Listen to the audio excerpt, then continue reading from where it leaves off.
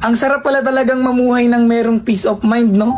Yung tipong kahit anong marinig mo, kahit anong sabihin nila sa'yo, ay wala ka nang pakialam. Isa sa mga natutunan ko para magkaroon ng peace of mind sa sarili ko, ayaw wag nang patulan yung mga bagay na hindi naman na dapat pinapatulan. Huwag mo nang pansinin yung mga hindi naman dapat pansinin. Lalo na yung mga bagay na alam mong hindi naman makakatulong sa sarili mo kapag nagpaliwanag ka pa, kapag ipinaglaban mo pa yung hindi naman na dapat pinaglalaban. Ikaw na nanonood, kung gusto mo ng peace of mind, sarili mo lang din ang makapagbibigay ng peace of mind. Sarili mo lang ang hindi na dapat papatol sa mga bagay na hindi na dapat patulan. Sarili mo lang yung makapagbibigay na hindi na dapat pansinin yung mga nagpapapansin. Deadmahin mo na lang yung nasa paligid mo. Di mo naman kailangan ng opinion ng iba at hindi mo kailangang magpa-apekto sa kanila. Dahil naniniwala pa rin ako na ikaw at ikaw lang din talaga ang makakatupad ng mga bagay na gusto mo. Maniwala ka sa sarili mo, sabayan mo ng paniniwala sa taas at huwag ka makinig sa mga negatibong komento ng ibang tao na hindi makakatulong sa'yo.